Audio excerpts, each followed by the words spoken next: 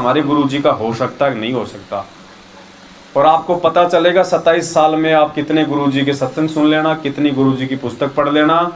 कभी भी ये गंदा और घटिया राजनीति का खेल परमात्मा ने अपने बच्चों को नहीं खिलाया। फिर भी देखो लाखों की संख्या में लोग मूर्ख बन रहे हैं। तो पुण्यात्माओं, ये सौभाग्य समझ लेना आप अपना। अब दास आपको क्या कहे, बहुत सारी बातें हैं। आने वाले समय में वो घटनाएं आपके सामने आएंगी, और जिन माँ बहनों के साथ वो घटनाएं वो घटित हो रही हैं, वो साथ संगति में आके अपने मुख से बताएंगी आप लोगों को। इन्होंने जितने भी फर्जी आश्रम खोल रखे हैं, इन आश्रमों में इतना घटिया काम होता है जिसकी कोई हद नहीं है। अभी मैं अभी दास उस बहन का नाम ओपन नहीं करेगा। परमात्मा ने चाहा तो वो कैमरे के सामने आएगी, सबको बताएगी। इनके आश्रमों में रही है, उसने एक एक बात बताई उसने कि कितना घटिया कर्म मुंडका आश्रम में, भिवानी आश्रम में, रोहतक आश्रम में होता है। उन आश्रमों में 20-30 की संख्या में हमारी युवा माता बहनें रहती है परमानेंट। बेचारी किसी का पति नहीं है, कोई वैसे कोई दुखी है, कोई परेशान है, कोई नेपाल की है। उन आश्रमों में जिन्हें हम परमात्मा के आश्रम समझते हैं, उन आश्रमों में, भिवानी आश्रम में, मुंडका आश्रम में जो परमानेंट हमारी माँ बहनें रहती है, वहां पे इतना गंदा खेल खेला जा रहा है। उन माता बहनों के जो अंडरगारमेंट्स हैं, अगर अपन सीधी अगर भाषा में कहें तो मतलब चड्डी बोडी भी वो भगत ला के देते हैं। अब बताओ, एक बहन को उसका भाई यदि उसके अंडरगारमेंट्स ला के देगा तो आपस में उनके विचार क्या होंगे। कुछ माता बहनें मुंडका आश्रम से भिवानी आश्रम में गई। भिवानी आश्रम को कौन संभाल रहा है? महेंद्र भगोड़े का समधी धर्मपाल। वहां पे 2-3 लड़के ऐसे हैं जिनकी कुदृष्टि हमेशा जवान माता बहनों पे रहती है। तो उस बहन ने बताया कि जैसे ही हम 8-10 बहनें भिवानी आश्रम में गए, उस धर्मपाल ने कहा कि इनमें से जो भी तुम्हारे को अच्छी लगे वो देख लो, बाद में मैं तुम्हारी सेटिंग करवा दूंगा। ये वहां पे ये गंदे खेल खेले जा रहे हैं। बताती नहीं वो माता बहनें बेचारी क्या करें, घर वालों से बेघर, घर पे जा नहीं सकती, आश्रमों में रहना उनकी मजबूरी है। बाहर खाएंगी क्या? भगवान पे उनको विश्वास नहीं है। मजबूरी में बेचारी वहां पे वो गंदगी में वो धसी हुई है। पुण्यात्माओं, ये वैश्यावर्ती के अड्डे हैं, वैश्यावर्ती के अड्डे। और सौभाग्य समझ लेना कि परमात्मा ने आपको उन गंदी जगहों पे नहीं जाने दिया। परमात्मा ने तो पहले कह दिया था 2004 में, केवल एक आश्रम, इसके अलावा दूसरा आश्रम नहीं होना चाहिए भक्तों का। और हमारे गुरुजी ने 27 साल से केवल एक ही आश्रम रखा, क्योंकि वे परमात्मा है, अपने वचन से वो बदल नहीं सकते। आज जेल जाने के बाद में इतने आश्रम खोल दिए इन लोगों ने, सिर्फ अपने धार्मिक धंधे के लिए। गुरुजी की 2 बहनें, राजबाला शायद और एक का नाम है बिल्लो। उस बहन ने बताया कि ऐसी कोई बात हो गई थी, तो उस बहन ने कहा कि मुझे तो गुरुजी का ये आदेश आया है जेल से, मैं तो ऐसे करूंगी।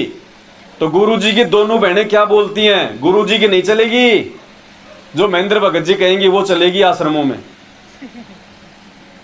स्पष्ट मुंह पे बोलते हैं। और भी न जाने कितने घटिया कर्म आपको बताएं।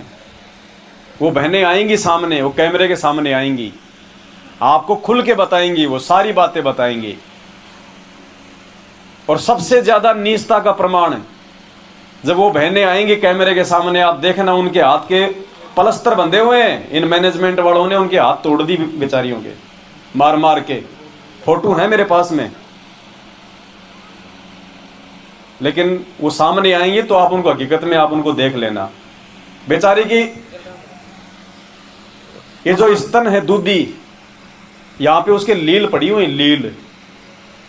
सारना में लोगों ने मारा उनको आश्रमों में, ये मुंडका आश्रम, भिवानी आश्रम में। पैर में उसके खून टपक रहे हैं, हाथ के उसके प्लस्तर बंधा हुआ है। ये आश्रम नहीं है, वैश्यावर्ती के अड्डे हैं। इनके अनुसार चलोगे तो ठीक है, नहीं तो आउट। 7 साल से इसीलिए नहीं चीख रहे हम लोग, हकीकत बता रहे हैं। और परमात्मा ने तो 2014 बरवाला कांड के बाद स्पष्ट बोल दिया था मीडिया के सामने। जब मीडिया वालों ने कहा कि आश्रम में इतने गंदे काम, तो गुरुजी ने कहा कि मैंने नहीं किए। तो पुलिस वालों ने कहा कि ये किसने किए, तो गुरुजी ने कहा कि सेवा समिति वालों ने, यानी सतलोक आश्रम मैनेजमेंट हरियाणा ने। उस बहन की धर्मपाल के साथ में नहीं बनती थी, वो चौधरी आदमी है, मान बड़ाई और अहंकार से ग्रस्त है। तो धर्मपाल ने क्या कहा, महेंद्र भगोड़े के समधी ने बोला, बेटा गुरुजी तो आने नहीं अब, और जब गुरुजी ऊपर चले जाएंगे तुझे इस आश्रम में चैन से नहीं जीने दूंगा मैं। मतलब सांप की तरह कुंडली मार के बैठ गए बना बना के। और ये मूर्ख संगत अपनी नादानी और अज्ञानता के चलते उनको ज्योति पाठ और दान का पैसा दे दे के अपने ऊपर चौधरी पाल रही है। हालांकि अब तो बहुत ज्यादा परिवर्तन हो गया, परमात्मा की मेहर हो रही है। सात संगत के वीडियो देख देख के भगत समाज खूब जाग रहा है, और ज्यादा दिन के नहीं है ये लोग। देखो जब दीपक जब बुझने की तरफ होता है थोड़ा सा वो फड़फड़ाता है एक बार, तो ये इनके फड़फड़ाने के दिन हैं। हो सकता है थोड़ी बहुत घटिया हरकतें और करें ये लोग हमारे साथ में, सात संगत वालों को भी दबाने का, परेशान करने का हो सकता है ये प्रयास करेंगे, क्योंकि इनका एक करोड़ों का इनका धंधा बंद हो रहा है। संगत ने पैसा देना छोड़ दिया इनको। अब इन्होंने आश्रम तो बना डाले करोड़ों अरबों रुपए लगा के, अब आ कुछ रहा नहीं इनमें, तो अब इनको मिर्ची लगेगी एक बार बहुत भयंकर। हर प्रकार से दबाने का प्रयास करेंगे ये, इसलिए हम लोग ये चुपचाप सात संगतियां कर रहे हैं। ओपन मैसेज ना डाल के अपने मिलने वालों को फोन करो, 10 20 50 100 भगत इकट्ठे हो, परमात्मा की महिमा करो, मालिक को भोग लगाओ, तो ये फड़फड़ाएंगे अब थोड़े दिनों बाद में। लेकिन हमें चिंता करने की भी आवश्यकता नहीं है, हमारे साथ भगवान है, हमने ये भी नहीं भूलना चाहिए। तो क्या कह रहे हैं परमात्मा, जहां जन से महिमा सुनू वहां मैं गवन करंत, वो तो नगर निश्चिंत बसो जहां मेरे प्यारे संत। आने वाले समय में पुण्यात्मा ये सात संगतियां क्यों रोकी जा रही हैं?